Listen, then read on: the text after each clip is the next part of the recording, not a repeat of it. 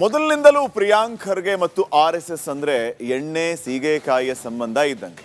ಅವಕಾಶ ಸಿಕ್ಕಾಗಲಿಲ್ಲ ಸಂಘದ ವಿರುದ್ಧ ಸಮರ ಸಾರುವಂತಹ ಜೂನಿಯರ್ ಖರ್ಗೆ ಇದೀಗ ರಾಜ್ಯದ ಗೃಹ ಸಚಿವರಾಗಿದ್ದಾರೆ. ಕರ್ನಾಟಕದಲ್ಲಿ RSS ನೋಂದಣಿ ಮಾಡಿಕೊಂಡು ದಾಖಲೆ ರೆಡಿ ಮಾಡಿಕೊಳ್ಳಿ ಅನ್ನುವಂತಹ ಹೋಮ್ ಮಿನಿಸ್ಟರ್ ಹೇಳಿಕೆ ಕೇಸರಿ ಪಡೆ ಕೊತ ಕೊತ ಕುದಿಯುವಂತೆ ಮಾಡಿದೆ.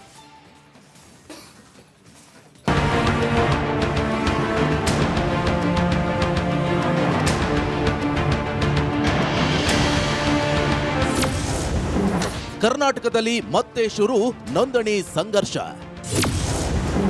ಹೋಮ್ ಮಿನಿಸ್ಟರ್ ವಿರುದ್ಧ ಕೇಸರಿ ಪಡೆ ಕಹಳೆ. ಚಿತ್ತಾಪುರದಲ್ಲಿ RSS ಪಥಸಂಚಲನದಿಂದ ಶುರುವಾದ ಪ್ರಿಯಾಂಕ್ ಖರ್ಗೆ ಮತ್ತು ಸಂಘದ ನಡುವಿನ ಸಂಘರ್ಷ ಇದೀಗ ಮತ್ತೆ ಮುನ್ನೆಲೆಗೆ ಬಂದಿದೆ. ವಿಧಾನಸಭೆಯಲ್ಲೇ RSS ಗೀತೆ ಹಾಡಿದ DK ಶಿವಕುಮಾರ್ ಅವರ ಸಂಪುಟದಲ್ಲಿ ಗೃಹ ಸಚಿವರಾಗಿರೋ ಜೂನಿಯರ್ ಖರ್ಗೆ ಅವರ ಕಣ್ಣು ಮತ್ತೆ ಸಂಘದ ರಿಜಿಸ್ಟ್ರೇಷನ್ ಮೇಲೆ ಬಿದ್ದಿದ್ದು ದಾಖಲೆಗಳನ್ನ ರೆಡಿ ಮಾಡಿಕೊಳ್ಳಿ ಅಂತ ಖಡಕ್ ಸಂದೇಶ ರವಾನಿಸಿದ್ದಾರೆ.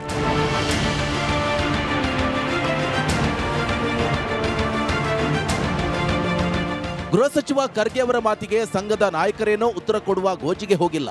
ಆದರೆ ಸಾಲಾಗಿ ಬಿಜೆಪಿ ನಾಯಕರು AICC ಅಧ್ಯಕ್ಷರ ಪುತ್ರನ ಮೇಲೆ ಮುಗಿಬಿದ್ದಿದ್ದಾರೆ.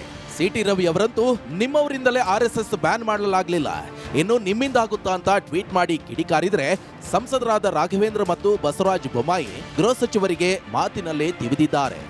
ಅವ್ರ ವಿಚಾರ ಅವರಿಗೆ, ನಮ್ಮ ವಿಚಾರ ನಮಗೆ. ಇವತ್ತು ನಮ್ಮ ವಿಚಾರವನ್ನ ದೇಶ ಜನ ಒಪ್ಕೊಂಡಿದ್ದಾರೆ. ನಮ್ಮ ರಾಷ್ಟ್ರೀಯ ಸ್ವಯಂ ಸೇವಕ ಸಂಘದ ವಿಚಾರವನ್ನ ಪ್ರಪಂಚ ಇವತ್ತು ಒಪ್ಕೊಂಡಿದೆ. ಅದರ ಪ್ರತಿಫಲನೆ ಇವತ್ತು ದೇಶ ನಡೀತಾ ಇರೋದು ಅಂತ ನಮಗೆಲ್ಲರೂ ಕೂಡ ಗೊತ್ತಂತ ವಿಚಾರ. ಹಾಗಾಗಿ ಇದ್ರ ಬಗ್ಗೆ ಸೈರನೇ ಇಲ್ಲ ಅವರಿಗೆ. ಹಾಗಾಗಿ ಪದೇ ಪದೇ ಪದೇ ಆ ರೀತಿ ಅಂತ ಹೇಳಿಕೆ ಕೊಡುವ ಮುಖಾಂತರ ಅವರ ಸ್ಥಾನ, ಅವರ ಖಾತೆಗಳನ್ನ ಭದ್ರಪಡಿಸಿಕೊಳ್ಳೋಕ್ಕೋಸ್ಕರ ಹೈಕಮಾಂಡ್ ಅನ್ನ ಪ್ಲೀಸ್ ಮಾಡ್ಲಿಕ್ಕೋಸ್ಕರ ಈ ರೀತಿ ಅಂತ ಹೇಳಿಕೆಯನ್ನ ಕೊಡ್ತಾ ಇದ್ದಾರೆ. ಹಾಗಾಗಿ ಇದು ಯಾವುದೂ ಕೂಡ ನಾವು ಗಂಭೀರವಾಗಿ ತೆಗೆದುಕೊಳ್ಳುವಂತ ಅವಶ್ಯಕತೆ ಇಲ್ಲ ಅಂತ ನಾವು ಹೇಳ್ತೀವಿ. RSSಗೆ ಸುದೀರ್ಘವಾದ ಇತಿಹಾಸ ಇದೆ. ಯಾವ ರೀತಿ ಮಹಾತ್ಮ ಗಾಂಧೀಜಿಯವರು ಒಂದು ಹೋರಾಟವನ್ನು ಪ್ರಾರಂಭ ಮಾಡಿದರು, ಸ್ವತಂತ್ರ ಹೋರಾಟ, ಅದೊಂದು ಚಳವಳಿಯಾಗಿ ಸಂಘಟಿತವಾಗಿ ಆಯಿತು. ಕಾಂಗ್ರೆಸ್ಸು ವಿದೇಶಿಯರಿಂದ ಸ್ಥಾಪನೆ ಆಗಿರುವಂಥದ್ದು, RSS ಸ್ವದೇಶಿಯಿಂದ ಸ್ಥಾಪನೆ ಆಗಿರುವಂಥದ್ದು. ಹೀಗಾಗಿ ಇದಕ್ಕೆಲ್ಲ ಮನ್ನಣೆ ಪ್ರಶ್ನೆನೇ ಬರೋದಿಲ್ಲ.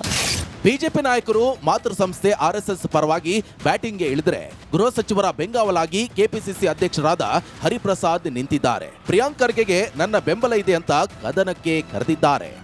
Priyank Kharge G is a government, is a minister and he is holding a home ministry and he has got all the rights within the constitution. What he has said, I endorse it.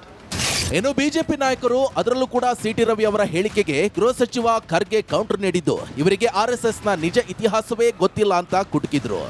First of all CT Ravi ಅವರಿಗೆ RSS ಅವರ ಇತಿಹಾಸ ಗೊತ್ತಿಲ್ಲ ಅನ್ಸುತ್ತೆ. ಸರ್ದಾರ್ ಪಟೇಲ್ ಅವರು, ನೆಹರು ಅವರು ban ಮಾಡಿದಾಗ ಹೋಗಿ ಕೈಕಾಲು ಬಿದ್ದಿದ್ದು ಅದೇ RSS ಅವರು. ಇಂದಿರಾ ಗಾಂಧಿ ಅವರು ಬ್ಯಾನ್ ಮಾಡಿದಾಗ ಉದ್ದುದ್ದ ಪ್ರಶಂಸೆ ಲೆಟರ್ಗಳು ಬರೆದಿದ್ದಾರೆ ಅವ್ರ ಸಂಚಾಲಕರು. ಓದಕ್ಕೆ ಕೇಳ್ರಿ ಅವರಿಗೆ ಇತಿಹಾಸ ಮೊದಲನೇದು. ಆಮೇಲೆ ರಿಜಿಸ್ಟ್ರೇಷನ್ ಮಾಡ್ಕೊಳ್ಳಿ ಅಂದರೆ ಯಾಕಷ್ಟು ಭಯ ಅವರಿಗೆ? RSSಗೆ ರಿಜಿಸ್ಟರ್ ಮಾಡ್ಕೊಳ್ಳಿ ಅಂದರೆ ಇವ್ರು ಯಾಕೆ ಉತ್ತರ ಕೊಡ್ತಾ ಇದ್ದಾರೆ?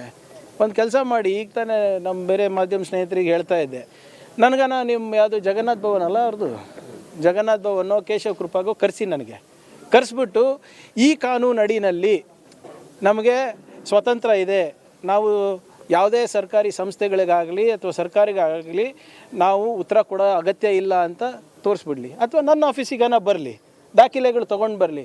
ಒಟ್ಟಾರೆ ಸಂಘ ಪರಿವಾರ ಮತ್ತು ಹಿಂದುತ್ವ ಶಕ್ತಿಗಳನ್ನ ಕುದಿಯೋ ಪ್ರಿಯಾಂಕ್ ಖರ್ಗೆ ಅವರು ಕೇಳಿಯೇ ಗೃಹ ಇಲಾಖೆ ಪಡೆದಿದ್ದಾರೆ. ಸಂಘದ ರಿಜಿಸ್ಟ್ರೇಷನ್ ಸೈದ್ಧಾಂತಿಕ ಸಮರದ ಮೊದಲ ಮೆಟ್ಟಿಲಾಗಿದ್ದು 2028ರ ಚುನಾವಣೆ ಹೊತ್ತಿಗೆ ಈ ಕದನ ಮತ್ತಷ್ಟು ವಿಸ್ತರಣೆಯಾಗಲಿದೆ.